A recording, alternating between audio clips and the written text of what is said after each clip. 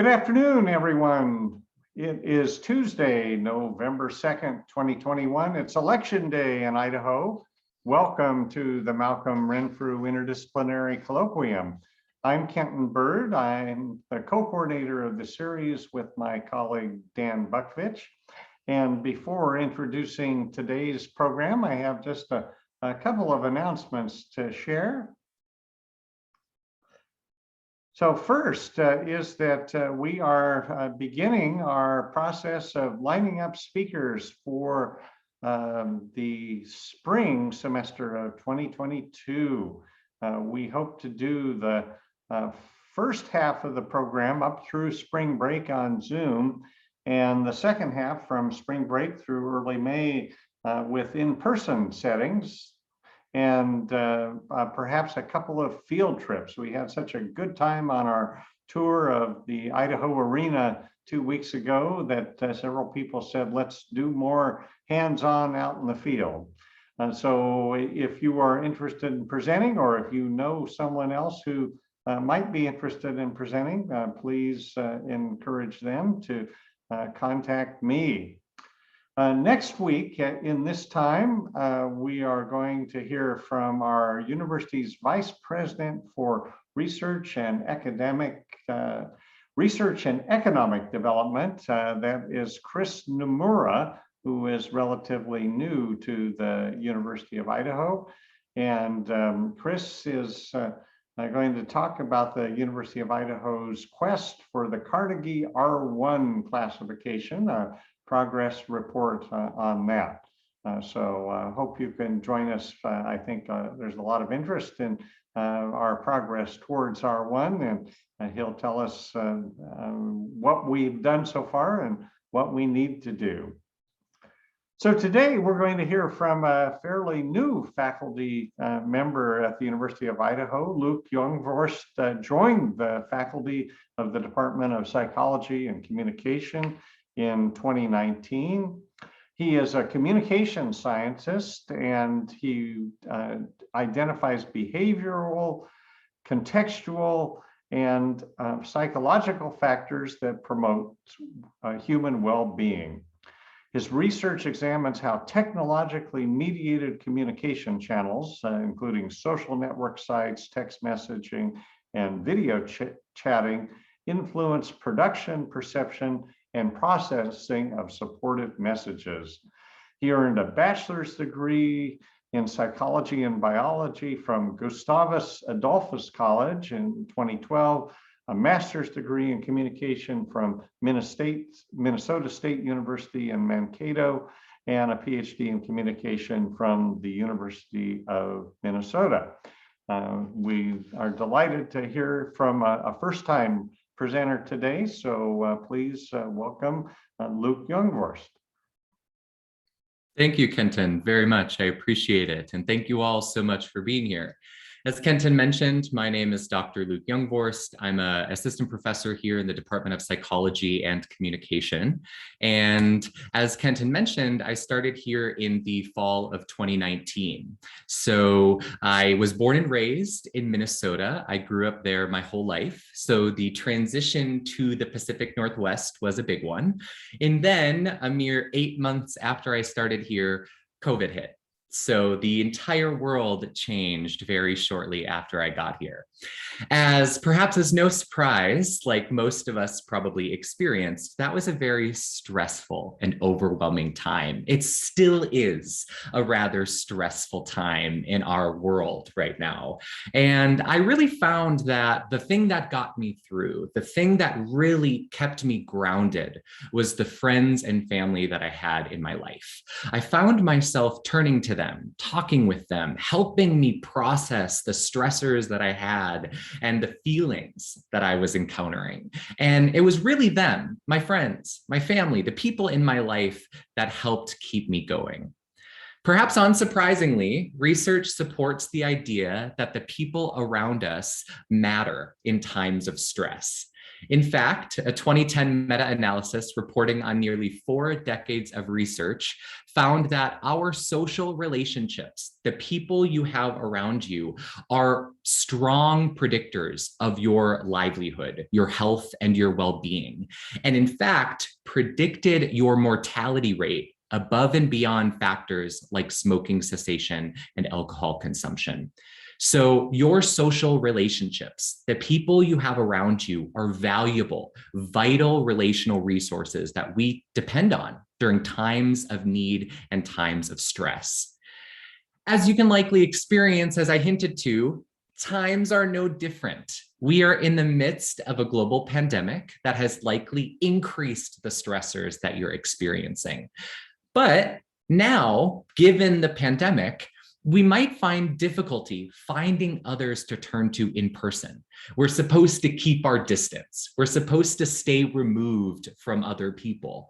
So how then can we rely on our social networks to help us through times of stress if we're supposed to keep our distance? And that's really where technology comes into play. We're all using technology right now to accomplish something that otherwise would have been done in person. And it's likely that you've experienced this in other aspects of your life as well. If you're experiencing stress, challenges, emotional difficulty over the past few years, it's likely that you've grabbed your cell phone, you've grabbed your computer, you've grabbed your iPad to text someone, to video call them, to connect with them in any way that you can. And research supports this. I found a few articles that have been published over the past few years that talk about how technology is an important element during this time, as it's a resource that allows you to connect with those around you in a time where physical interaction may be discouraged. And it's within that context that my research really exists. This idea that we depend on those around us to help us through emotional difficulties. But oftentimes we do that through technology. And by doing so, the entire interaction and the entire process of that supportive exchange changes because technology inherently changes those interactions. So that's really what I want to talk with you about today. Today, I'm going to give you a little background on my research, some important assumptions of the research that I conduct so that we can all get on the same page. Then we're going to really talk about what is social support, and in particular, what is supportive communication, which is really what I study. Then we're going to get into contextual impacts. That's really technology. How is technology shaping this process?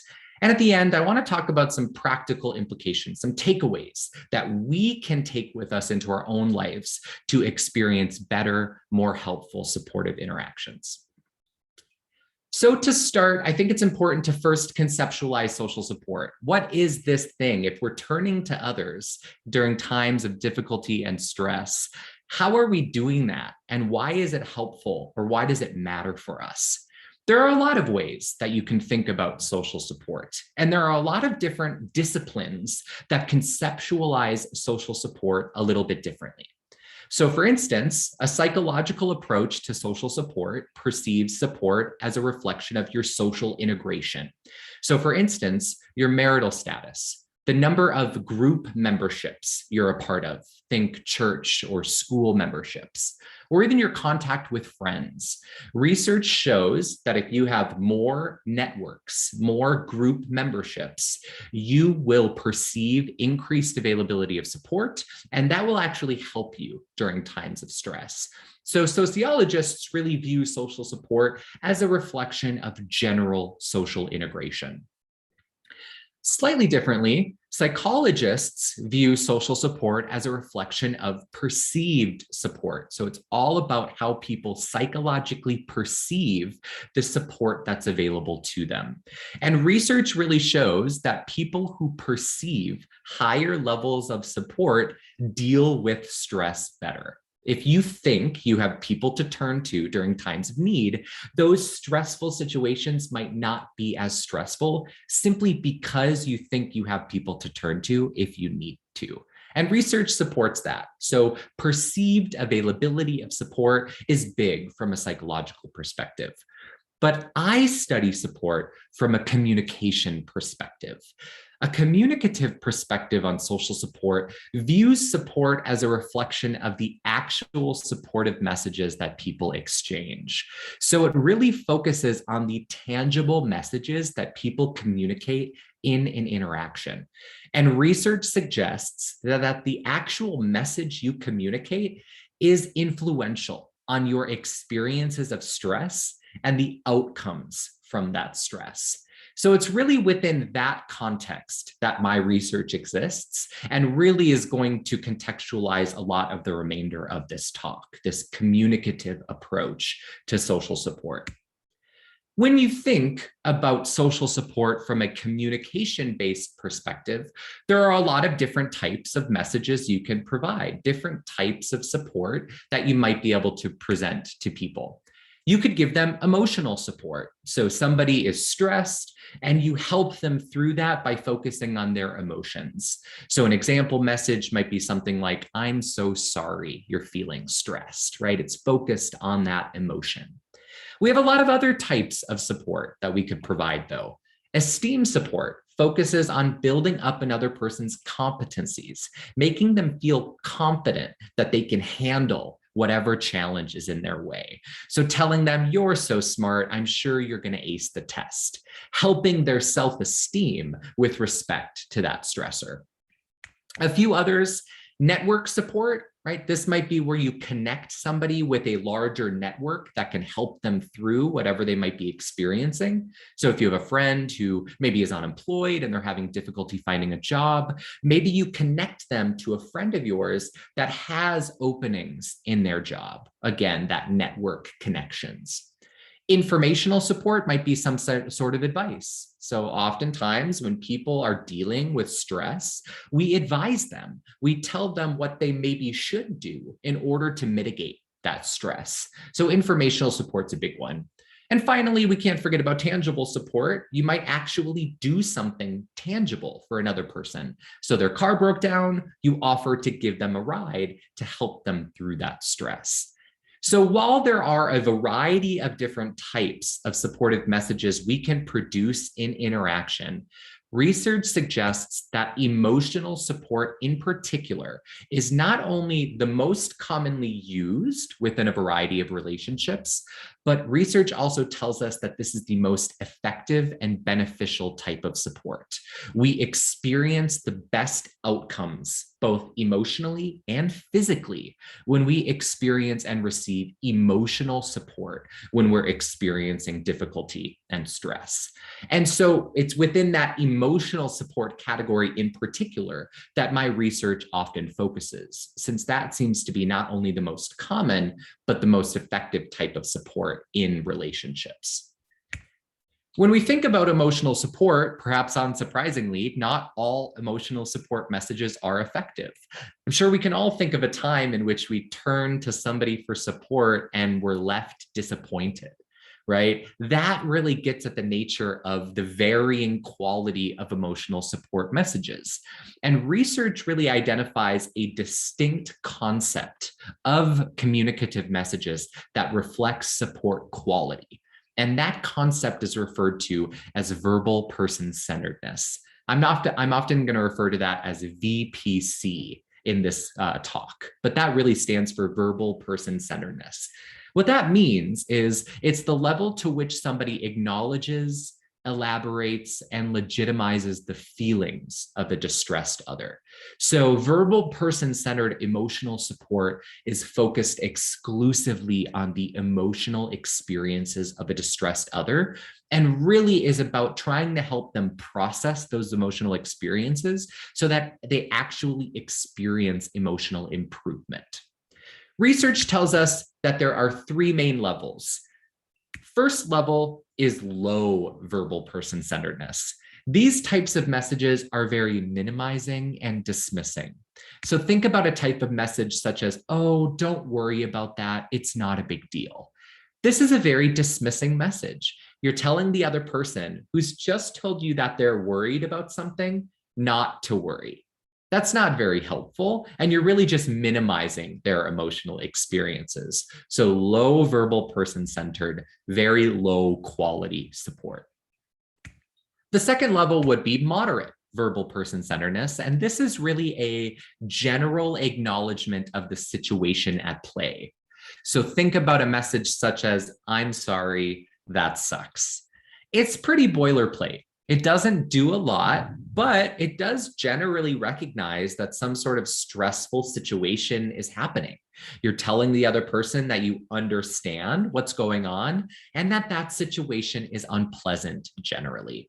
You're not really digging into the feelings of the person, but you're generally acknowledging that they're going through something hard. So moderate.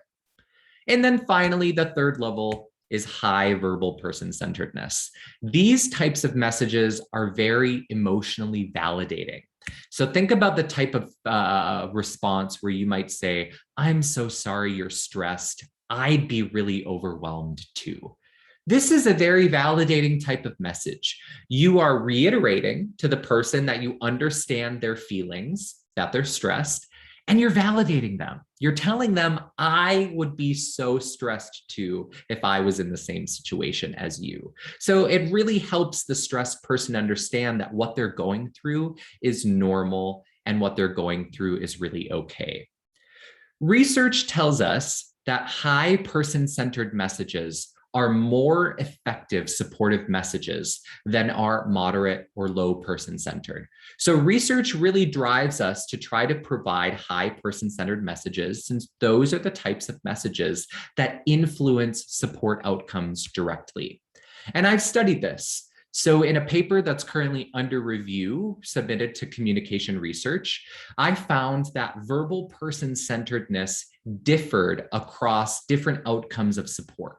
So for instance, people perceived the quality of supportive messages differently as a function of verbal person-centeredness, in line with the levels we talked about. So people tend to think high person-centered messages are better quality messages, and they think that low person-centered messages are worse messages in terms of quality.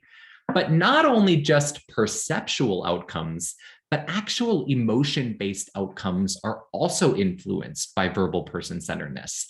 So I found that high verbal person-centered messages made people feel better. People experienced increased emotional improvement after receiving high person-centered messages compared to those that were moderate or low person-centered.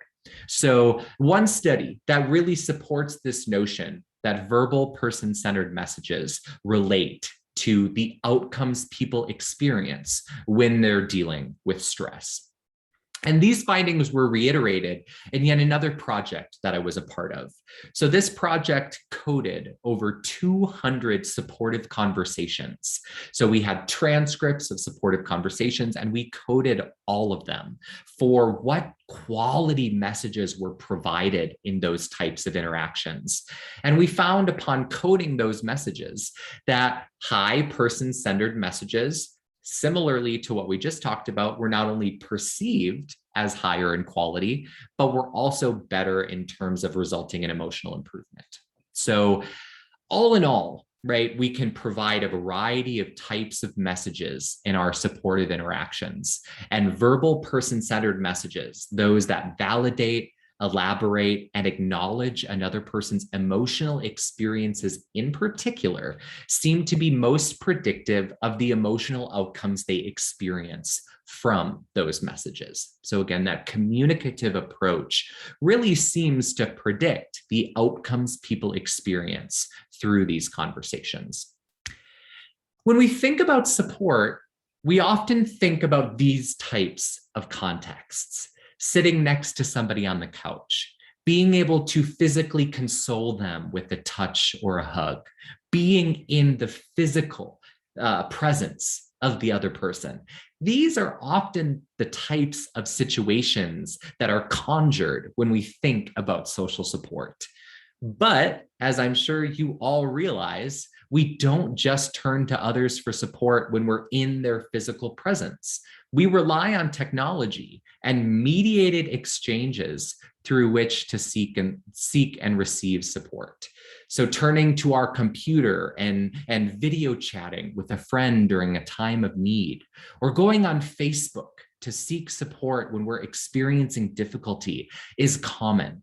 So these are actually just a few messages that I was able to pull from my own feeds online as indications of support seeking online, not just face-to-face. So in the top left corner, this is a post that I found on Reddit. Someone said, I was recently diagnosed with dysthymia and anxiety. Some days I don't want to wake up. I could use some kind words. Thanks, guys.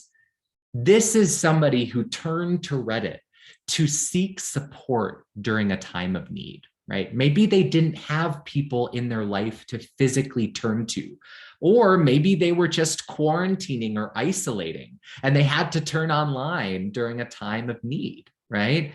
Similarly, in the bottom right, this is actually a post that I pulled from my own Facebook feed. This is a friend of mine. They said, hey friends, I'm having a really tough week and I'm feeling pretty defeated. If you could send me any cute animal pictures or heartwarming stories about how the world isn't a totally terrible place, I'd really appreciate it. And look how many comments are on that Facebook post.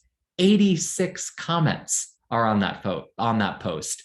A lot of people are engaging with this person online. They've turned to Facebook, they're experiencing some emotional challenges, and they're looking for help. And they got a lot of it from their Facebook feed, 86 comments of support that people are providing to this person in times of need, right? So people are turning online, and research tells us that that is true. So a Pew Research study found that about 1 in 5 people go online to seek support. And this was from 2012. So about 1 in 5 people turn online to seek support. And that same study found that about 90 million Americans participated in an online support group.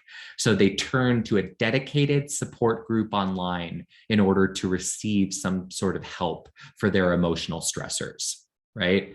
This doesn't just happen in online support groups, though. A study by Duggan et al. In 2015 reported that about 80% of social networking site users have received support through their social networking sites. So while there are dedicated spaces online support groups through which to seek support, people seem to be turning to a variety of online spaces in order to supplement supportive interactions.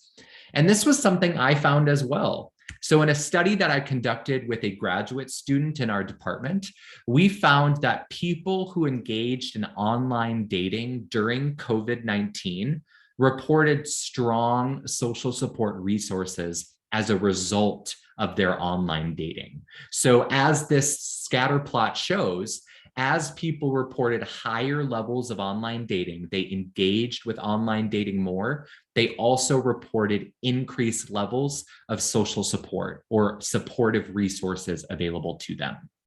So I think this really gets at the fact that people are turning to a lot of different channels online to seek and receive support. While we might not think of an online dating platform as a platform for supportive exchanges, our research shows that they are.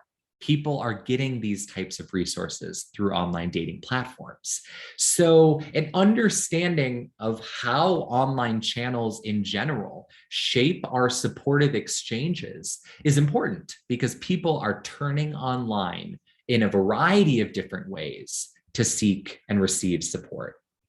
And so I think that this is really important, right? It's not just that people are turning online to seek support, but that's really impactful because different online channels differently influence the nature of supportive exchanges. So scholars before have argued that different contexts, different channels structurally change the nature of communication in general, but of supportive communication in particular.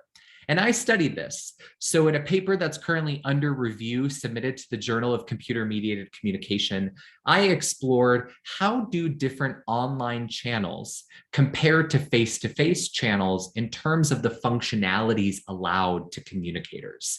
How do these channels structurally determine the nature of communication between interactants?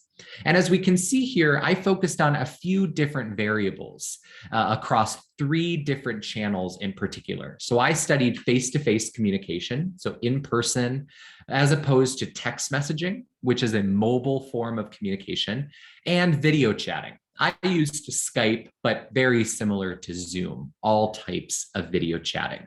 And I found that participants, users of these channels, really see structural differences across these channels.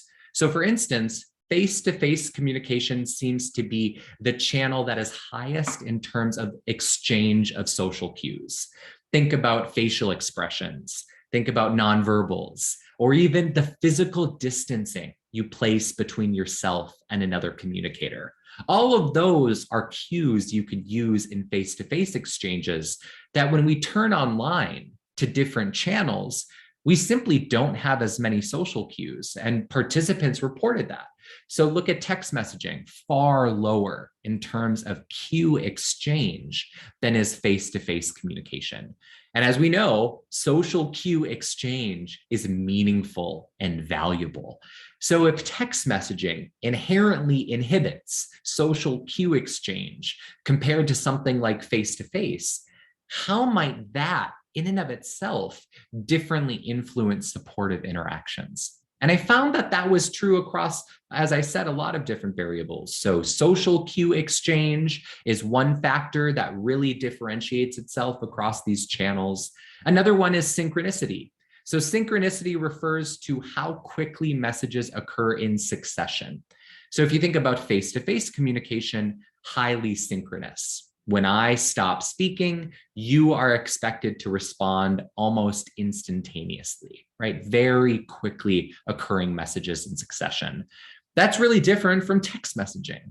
When you text people, you can take a lot more time to send your response, minutes, hours, maybe even days until you respond to a text message.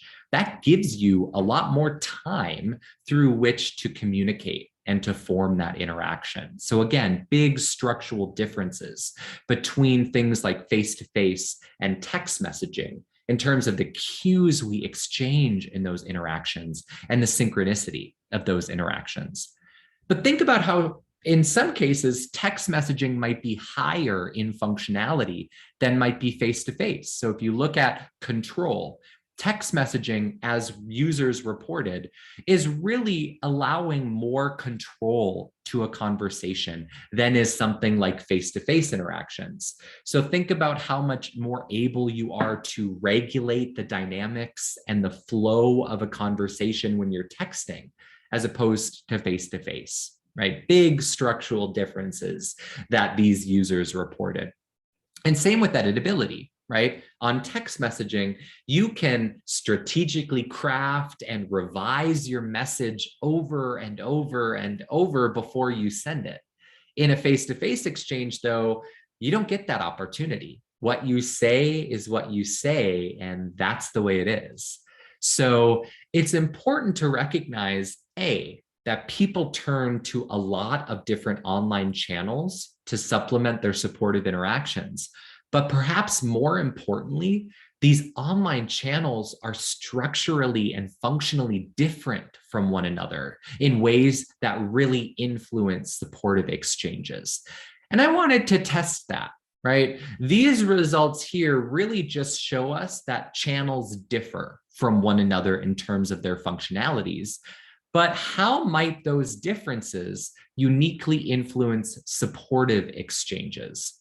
So I studied that. I conducted a study on Facebook that explored how do social cues in particular and the variability of social cue exchange differently influence supportive exchanges online. So I created a few different Facebook profiles that participants viewed and then responded to. So they were provided with this profile, they were told to evaluate it, and then they were asked to write a supportive message in response to the profile they viewed. Facebook really allows us a lot of different ways to share cues strategically. So if you look, for instance, we can strategically use the profile picture of our Facebook page to seek support. So if you look on the left, This is a high support seeking visual cue.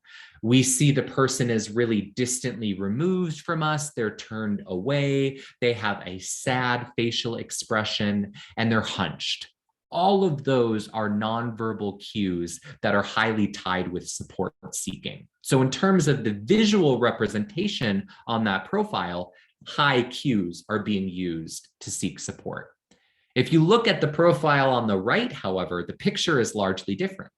This is somebody who is much closer to the camera. They're facing directly towards us, and they have a positive, happy face, right? Research says that those would not be great cues in order to activate a supportive exchange. So very low support-seeking cues. Again, things we can do differently on Facebook in order to seek support. So the picture is a big factor that shapes these experiences. Additionally, though, we also have the actual Facebook message, the Facebook post that might differently influence support. So if you look at the left one, we see a very direct support-seeking message. We see the person tells us what stressor they're experiencing, a relational breakup, and they ask for support. Is anybody free to chat? That direct support seeking are very important cues to elicit supportive responses. Compare that to the post on the right. That one is what I would refer to as vague booking, right? It's a vague post that generally lets people know that something is happening, but we don't really understand what's going on. So the post reads, pretty bummed out, wondering why life is so hard sometimes, can't seem to catch a break. So if you read that, you might know something's happening, but you don't have the direct cues that might help you elicit a supportive exchange. So I wanted to see if online channels really do structurally and fundamentally change the nature of communication. How can we strategically use certain cues online to elicit better supportive messages in response? And I found that higher cues resulted in higher message quality provision. So people who used sad cues on their profile picture and direct support seeking messages elicited higher quality messages in response than using low social cues online. So this is now starting to help us understand, how do these differences in online channels actually influence and shape supportive exchanges in particular? And my research found that those influence the quality of messages potential providers produce in response to these types of messages. So this started my thinking, right? It really started my thinking in terms of how contextual factors really shape supportive interactions. And I wanted to further explore this. What might be other contextual factors that seem to shape supportive exchanges? One of those contextual factors that I wanted to focus on was the privacy of a message. So if you think about Facebook, you might publicly post something to your Facebook wall or your news feed. That's a very public message. But Facebook also allows you to directly message people in particular. This is a direct and private exchange, a one-on-one interaction that isn't going to be viewed by everyone else on your Facebook feed. So the publicness or the privacy of a supportive exchange is likely influential on that supportive interaction. And online channels really seem to provide us with both options. Whereas in face-to-face communication, it's pretty much always a private and direct exchange. So that's a contextual factor that seems influential, because online spaces change that publicness versus privacy aspect inherent to communication and support. So I wanted to study that. How does publicness influence this? So if you see here, this was on Facebook. I created some example messages that participants would view that differed across its publicness. So for instance, we see here on the left, this is a private and direct message that was sent to the participant, right? So we see all the fixings of a private message. It's this direct exchange. It's in that private messenger aspect of Facebook. Very different from this on the right. This is a public Facebook post. It would appear on someone's Facebook feed, their news feed, right? Very different in terms of publicness. So I wanted to study that. How does the publicness of our supportive exchanges online influence these types of interactions? But I also wanted to explore the platform itself. As we know, there are online support groups that we might turn to, right? Online support groups are a valuable resource that are focused specifically on supportive communication, right? So I also wanted to study, how does online support group maybe differ from general social networking in terms of supportive exchanges? So here you can see the 4 different types of stimuli messages that I created for participants, differing across both of these factors, publicness and privacy, as well as Facebook versus an online support group in particular. So in the study, these are the actual stimuli messages that participants were exposed to. They were told that it was either publicly or privately sent to them on either Facebook or an online support group, and participants were asked to write a message of response from the stimuli message that they received. And our research found that people generally provided higher quality messages when they were interacting via an online support group, right? So it seems that support-specific venues online are better for supportive exchanges, which is perhaps no surprise, right? But we also found that private exchanges were fundamentally better and elicited higher quality support than were public exchanges. So a public post on Facebook elicited less quality messages than did a private and direct message on Facebook. So again, some of those broader contextual factors, publicness, as well as the platform being used for a supportive exchange, that seems to differently influence how people seek and provide support. So what does this mean for us? What are maybe some practical takeaways, some practical implications that we can take into our own lives?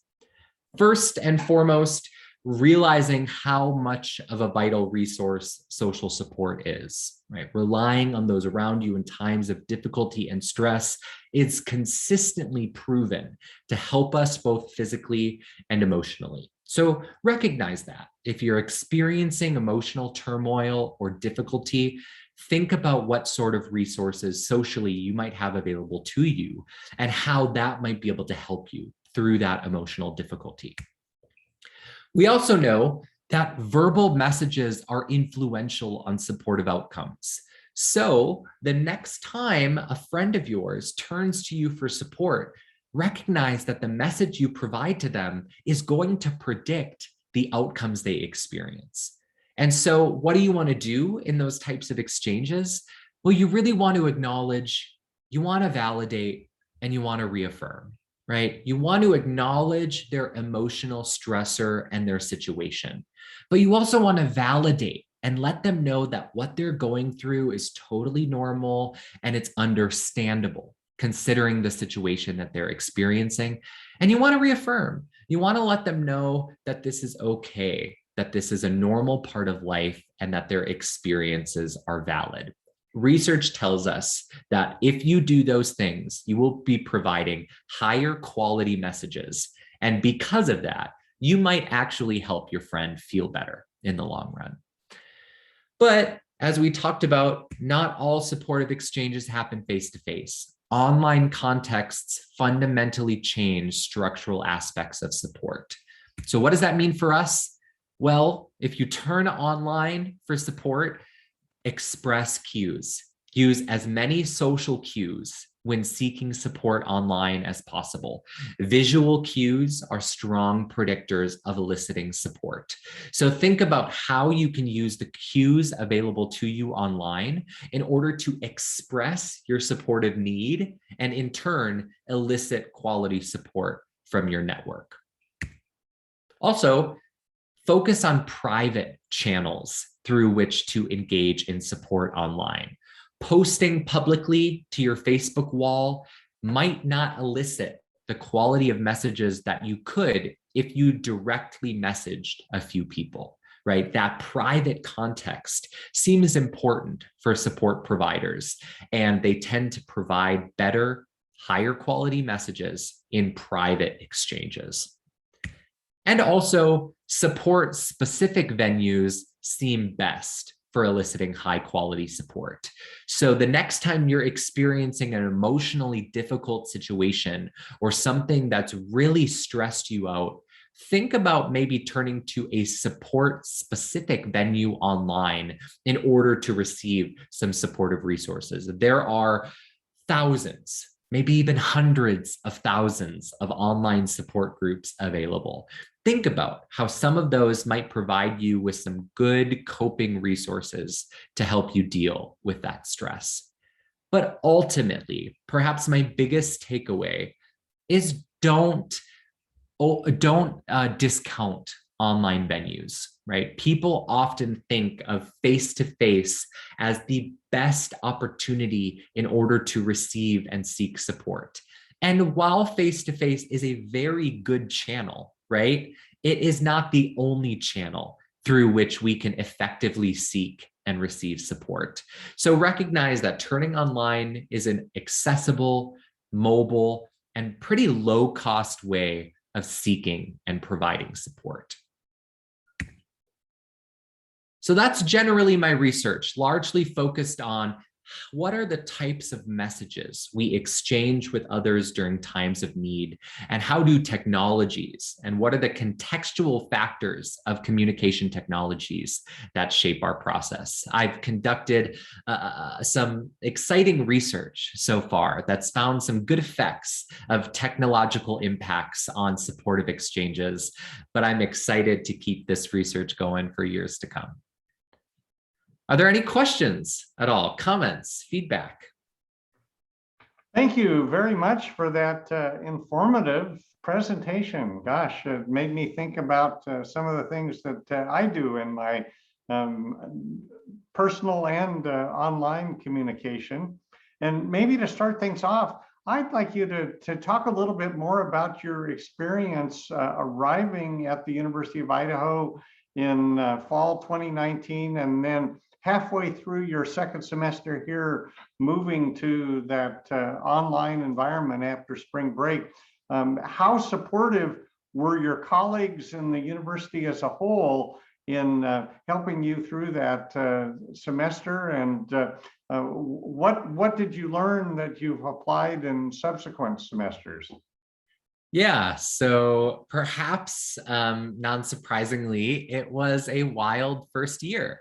A lot of new components of my life here in a new region of the world, but also I was now having to deal with this global pandemic, right? So now, having come from Minnesota, where I was born and raised, I had a lot of supportive resources there. Now I'm alone, I'm isolated, and I don't really have a lot of people to turn to. So what I found instantly is that technology was important. And I think most of us, perhaps all of us being in Zoom right now, can recognize how technology has become a staple of our social life. But more so, it's become a staple of our relational life. We turn to technologies to seek and receive support. And I found that through the shifts of COVID. I had not only my friends back home, who the only way I was able to interact with them was through technology, but I also had my colleagues. Suddenly, all of our meetings are via Zoom. All of our interactions are online. So I'm seeing the things that I'm studying from a research perspective now fundamentally emerge themselves in my personal life. life, which was a good and maybe bizarre overlap because I had to try to approach these things from my life as a person, but also my life as a researcher. And sometimes those things can conflict a little bit, but I found that we all really relied on each other to get through it, right? We turned together to help us. Even if we were isolated at the time, we still tried to form those connections. And I think, as research tells us, those connections were really able to get us through. There are a few studies who have explored how did technological connections through COVID mitigate some of those negative outcomes. And research found a few things. So people who relied on communication technologies during COVID reported decreased levels of depression and anxiety. They reported decreased levels of helplessness and loneliness, and they reported increased levels of resilience. So they were stronger and more capable to keep pushing through that difficulty, right? So collectively, as a society, I think we realize the benefits of coming together, even through technology, during these times of need. And I experienced those the same with my social life and with my colleagues at the university. Well, great. Thank you for that explanation. And I'd like to open it up for questions from others in the audience. So go ahead and unmute yourself and or put up your hand and I'll call on you. But Professor Locke, it looks like you have unmuted. Do you have a question or comment for our speaker? Well, as a personal side, my office is actually next to Lucas, and you know, I'm not sure that we've actually interacted since the pandemic. No, I don't think we have. So I think this is a good example of what you were just talking about. Is like I finally get to talk to my colleague and neighbor in the building, for the first time by coming online. So I have to admit, I was forced to join late, so I might have missed some things, but because one question I had was really coming from my own personal experience is I don't understand the online world. I tried getting a Facebook account and just left it then, and I got a Twitter account because I was told by my colleagues you got to get on Twitter. I think I've made 2 tweets, but so I'm wondering if you see a generational difference in the ability to take advantage of these social support systems you're talking about based on age and experience. Definitely, right? So an underlying assumption of a lot of these implications and these practical takeaways I'm saying is that you understand how to use these technologies in the first place. And if you don't understand these technologies, then it's going to be hard for you to strategically use them in ways that might elicit supportive exchanges. And so there has been some research that has explored some of those generational gaps that might predict those differences in use. And research finds that is true, that younger generations are not only more familiar with technologies, but they use them more. And research tells them that if you use technologies more, you understand how to better strategically utilize them for your goals. So all of that really seems to benefit younger generations for using technologies towards supportive resources. However, there is still a lot of research that tells us that older generations can equally benefit from supportive exchanges online. So think about elderly in a care facility. There's been a lot of research around how elderly individuals in care facilities use video conferencing in order to connect with friends and family. And that use of video conferencing really increases their sense of social connectedness and their sense of belonging in general. And so I will say first, yes, I admit and agree that there are some of those generational differences with respect to tech use, but don't let that scare you off, right? We all have to start somewhere. We can all learn pretty much anything as long as we put our time and attention into it. And so I would say if you feel like you're somebody who doesn't understand some of these technological differences or how to activate supportive exchanges through technology, you just have to start playing around with these technologies. You have to immerse yourself into this technological world so that way you understand, A, what is this technology? And B, how can I use it to accomplish my goals? And if you do that, research tells us that you could actually benefit from these exchanges. Yeah, thanks, Ken. Other questions? Yes, so Wanda, please. Yes, I'm wondering if the results of your research have changed the way you structure your classes with students at all. Yeah, so how so? No. Oops, hang on. I just mean, do you... Like in terms of my engagement with them, or in terms of the assignments that I create, or the assignments, or how you ask them to interact with each other? Yeah, so I do a lot in the beginning of the semester, especially when it's an online course. So I do teach some courses that are strictly online.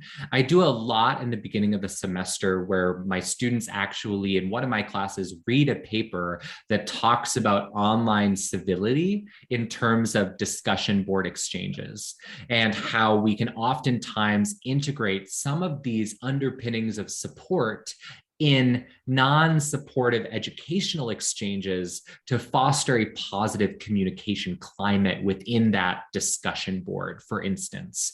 And so I've done a lot of those things because I find that, A, if you don't spend time explaining the nature behind a discussion board and behind how students should behave in that board, it results in a lot of confusion, and it results in a lot of variation, right? People behave in a lot of ways unless you give them some of these kind of research-based guidelines. And so we read actually a few papers that tells us how these civility aspects shape people's sense of self. They shape their future engagement and ultimately their academic achievement. And so we frame this at the beginning of the semester that then I found, since I've started to include these articles, that the online discussion boards, they seem more interested in each other almost. They're not just checking the boxes of the discussion board to get their 10 out of 10. They seem almost interested to engage with one another and to connect socially beyond the requirements of the discussion board itself. And I've really loved that, right? And I've actually gotten feedback on my evals from students that say they like the climate of the class because of some of the ways that we start the foundation of the course at the beginning. So yeah, I've tried to integrate as much as I can some of these general philosophies of online engagement and communication into my own teaching, because I think that it's important. It's influential on student achievement and student success. Mm-hmm. Thank you. Yeah, thank you. Luke, I have a follow-up on how you interact with your online classes. My biggest frustration is the unwillingness of students who are participating via Zoom to turn their cameras on. And that despite my best efforts out of a class of 27 this semester, I've got 6 who will put their cameras on, and 3 or 4 others that will put a still photo of themselves up, and the other 15, just if they're in class at all, they have just their name on the screen. Any suggestions for getting them over their fear of having their face appear on camera? I wish I had the solution for you, Kenton. I think everyone at the university would welcome the solution wholeheartedly. Unfortunately, I'm experiencing a lot of the same issues myself. And so one bit of feedback that I received from students, because I kept encouraging them to turn on their video, explaining that you will lose participation and attendance points if you don't turn on your video. I received some feedback from students that said that if their video was on, they actually felt more distracted from class because they were worried about what might be happening in the background and what roommate might walk by, and there's noise happening and I have to turn to my friend and respond to them really quickly and look back. And by keeping the camera off, they actually felt like they were able to avoid some of those anxieties about what's happening in the background of my screen. And they said that they were actually able to better focus on class and the content of class. And so I responded to that pretty well. I thought that that was a unique insight onto the idea of turning your camera on. So now what I tell students is that when they have to engage at least once a week. So if you have your video off, you have to engage at least once a week, and I kind of track those weekly. And then I tell students that when you engage, you have to be as expressive as possible because we void all those nonverbals. So everything about your tone of voice is going to matter. If you write anything in the chat, punctuation, capitalization, all of that is going to be important because we don't have any other cues to try to pull meaning from. So we're limited then to the very tiny amounts that you're sending through when you're talking, as opposed to appearing on the video. And so I tell them that, you know, it might be more challenging to get your point across or to communicate effectively without your video on.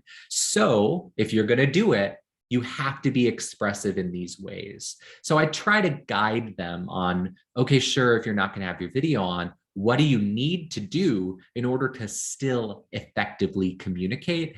And that's actually seemed to help. Getting rid of that video on requirement and pivoting more to engagement-based requirements seems to be a good way to track and encourage students a little bit more in the classroom. Thank you. I will try that tomorrow. Good luck.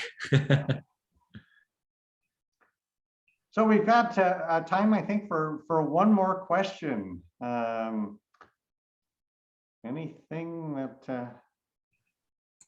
I have one more question. So Yes, Kristen, please. I was interested in when you were talking about how, you know, if you're kind of utilizing sort of a more specific kind of higher quality, kind of when you're asking for help, you tend to get back a better response. Have you looked at all at kind of more from like a student services perspective is what I'm coming from. If you're trying to encourage students to ask for help or to kind of create a space where they are more likely to engage, have you found that there are any kind of tips or tricks that you've run across that tend to help in that area? Sure. So that's one of the things about a supportive interaction that is structural to the nature of the exchange is that it's transactional, right? So the way somebody seeks support influences the type of support that people provide to them, right? So it's a transactional exchange. I have not ever looked at the pre-stage of that, which is how can I create a climate that encourages people to seek support in ways that elicit high quality support, that kind of first step. I haven't studied that, especially in an online setting, but I think that that's a great question, right? What can we do either situationally in person or contextually through online spaces to foster a supportive climate, a venue that really encourages supportive exchanges, right? That's something that I haven't spent a lot of time on, but I mean, now that you bring it up, I think how has that not really been studied more? Because exactly right. I mean, the ways people seek support triggers the whole process. So how can we better curate seeking support effectively? Yeah, I mean, I think that maybe I have my next study now. I would be very interested in the results, definitely. Yeah, definitely. If I end up studying it, I'll let you know. But yeah, I think that that's interesting and just highlights that transactional nature of support more generally, right? It's all kind of dependent on these other steps in the process. And how can we predict those steps in ways that help the process move along more effectively? I think that's a great question. Thank you, Kristen, and thanks Luke, Ken, and Wanda for joining us today. And it's been terrific to learn a little bit more about your research, and it's certainly given us things to think about, especially those of us that are engaged in these mediated communications on a daily basis. I hope that you'll join us next week when our speaker will be our Vice President for Research and Economic Development, Chris Nomura, talking about our progress towards reaching the Carnegie R1 research classification, which I think is something that a lot of us have been wondering. But in the meantime, I'd like to invite those of you in the audience to either put up a hand or to just make a virtual round of applause for today's speaker. So thank you so much, Luke, and hope to see you in the audience for future presentations. Yeah, thank you all so much for coming. Thank you, Kenton, again, and everyone have a great day. Thanks. Bye for now, and enjoy what's left of our lovely fall weather.